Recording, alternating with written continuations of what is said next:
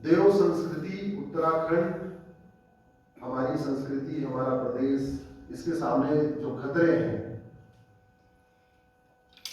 उन खतरों का समाधान कहां हो सकता है? उन खतरों का समाधान समाज के स्तर पर भी हो सकता है, हाई कोर्ट में भी हो सकता है, सुप्रीम कोर्ट में भी हो सकता है, विधानसभा में हो सकता है और संसद में हो सकता है। यहां पे कितने लोग समाजवादी हैं? हाथ उठाइए तो। है कोई समाजवादी? नहीं। कितने लोग वामपंथी हैं यहां पे? कोई। कितने लोग राष्ट्रवादी? हाथ उठाइए तो। ये क्या होता है राष्ट्रवाद? राष्ट्रवाद क्या होता है? राष्ट्रवाद तो ये कि सब व्यक्ति से पहले राष्ट्र आता है और राष्ट्र से पहले उसकी सीमाएं, और सीमाएं सुरक्षित होगी तो राष्ट्र सुरक्षित होगा।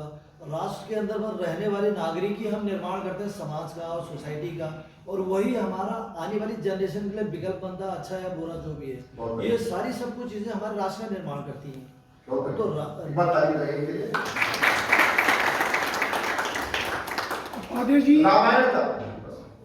रामायण का उत्तरकांड पढ़िए, जो तुलसीदास ने लिखा उसको पढ़िए या वाल्मीकि जी ने लिखा उसको पढ़िए। उसमें राम राज्य की कल्पना है। राम राज्य में जो सबसे पहला एम्फेसिस है वो बात हुई है स्वधर्म की। मनसा वाचा कर्मणा, अपने स्वधर्म का पालन करना ही राष्ट्रवाद है।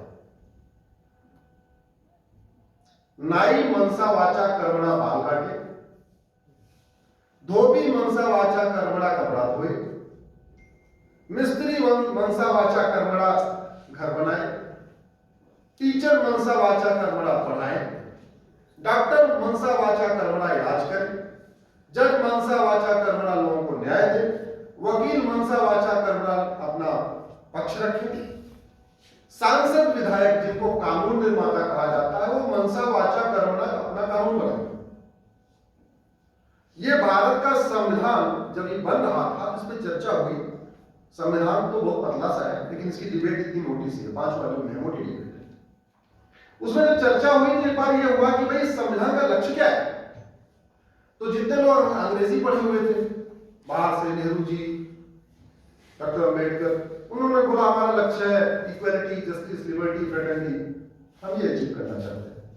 कुछ लोग ऐसे थे जो भारतीय संस्कृति से जुड़े हुए लोग थे, भारत में पढ़े हुए थे, उन्होंने एक शब्द बोला, भारत के संविधान का लक्ष्य होना चाहिए राम राज्य की स्थापना। क्या होना चाहिए? राम राज्य की। मुझे लगता है, मेरा व्यक्तिगत मत भी है इतने दिन के रिसर्च के बाद, कि वास्तव में गुड गवर्नेंस का राम राज्य से अच्छा मॉडल कोई है ही नहीं। और जिन चीजों को संविधान में डाला गया है, जिन पे हम आज चर्चा कर रहे होना चाहिए आजादी के 75 साल के बाद, वो लाखों साल पहले हो चुकी है। मानव इतिहास में एक पति एक पत्नी का नियम लागू करने वाले सबसे पहले मानव भगवान श्री राम है। आपने कभी सोचा इतना चक्रवर्ती नरेश उस समय कौन उनको अपना दामाद बनाना चाहता होगा? और पहले तो बहुविवाह की प्रथा थी। आखिर क्या कारण था? राम ने एक विवाह किया, लक्ष्मण ने एक विवाह किया, भरत जी ने एक विवाह किया, शत्रुघ्न ने एक विवाह किया। हम जिस कानून सिविल कोड की कल्पना आज कर रहे हैं वो लाखों साल पहले हो चुकी है। आखिर क्या कारण था? राम के दो बेटे, लक्ष्मण के 2 बेटे, भरत के 2 बेटे, शत्रुघ्न के 2 बेटे, न किसी को 1 न किसी को 3। हम जिस जनसंख्या नियंत्रण की बात आज कर रहे हैं, जो हमारे संविधान में लिखा हुआ है, पॉपुलेशन कंट्रोल लॉ, ये हमारे संविधान में लिखा हुआ है। भगवान राम हजारों साल पहले इसको लागू कर चुके हैं। हम जिस कानून सिविल कोड की बात कर रहे हैं आज होना चाहिए आर्टिकल 44, भगवान राम हजारों साल पहले लागू कर चुके हैं। हम जिस यूनिफॉर्म एजुकेशन की बात आज कर रहे हैं कि देश में 1 नेशन 1 सिलेबस होना चाहिए, 1 नेशन 1 करिकुलम होना चाहिए, एक देश एक शिक्षा बोर्ड होना चाहिए, भगवान राम हजारों साल पहले कर चुके हैं। शुरुआत राजा दशरथ ने कर दिया था। और आप देखिए, राजा दशरथ के पहले तक गुरुकुल की अलग अलग कैटेगरी थी। ब्राह्मण के बच्चे अलग गुरुकुल में जाते थे, क्षत्रिय के बच्चे अलग गुरुकुल में जाते थे, वैश्य समाज के बच्चे अलग गुरुकुल में जाते थे। लेकिन राम और निषाद एक साथ पढ़े हुए,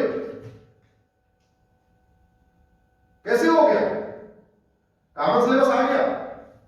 और उसको भगवान राम ने और उसको इंस्टीट्यूशनलाइज किया। उन्होंने तय किया सब पूरे उस अखंड भारत में जिसके भगवान राम राजा थे, उसमें सारे के सारे गुरुकुल का सिलेबस एक था। और सारे गुरुकुल में सभी चारों वर्ण के बच्चे पढ़ते थे। ये सबसे पहले मानव इतिहास में लागू करने वाले भगवान राम। हमें किसी दुनिया से सीखने की जरूरत नहीं। जेंडर जस्टिस, जेंडर इक्वेलिटी, महिलाओं का सम्मान हमें अमेरिका या किसी और से सीखने की जरूरत नहीं है। नारी तू नारायणी, नारी बराबर नहीं है, बल्कि वो ऊपर है। अमेरिका, फ्रांस, यूरोप वाले कह रहे हैं कि महिला पुरुष बराबर है। हमने लाखों साल पहले कह दिया बराबर नहीं भाई, वो ऊपर है, वो नारायणी है। नर तू नारायण कहीं नहीं लिखा, नारी तू नारायणी लिखा। संविधान तो कहता है इक्वेलिटी, कि महिला पुरुष बराबर है। हमने कहा कि बराबर नहीं है, वो ऊपर है। इससे बढ़िया कॉन्सेप्ट क्या हो सकता है? हो सकता है?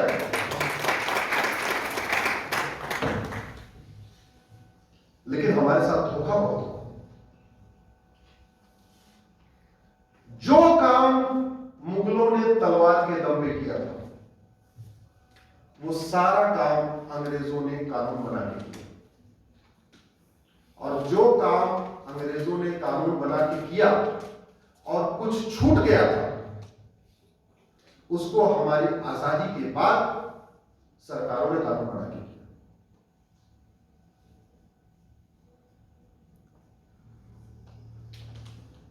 जूता बनाने वाला मोची बहुत अच्छी अच्छी बात करे, लोहिया की बात करे, गांधी की बात करे, अम्बेडकर की बात करे, वंदे मातरम बोले, भारत माता की जय बोले, लेकिन जूता ठीक से न बनाए, आप उसको अच्छा मोची मानेंगे? जोर से बोलिए जरा। मिस्त्री खूब बढ़िया बढ़िया भाषण दे, अच्छी अच्छी बातें करे, दीवार ठीक से न बनाए, उसको अच्छा मिस्त्री मानेंगे?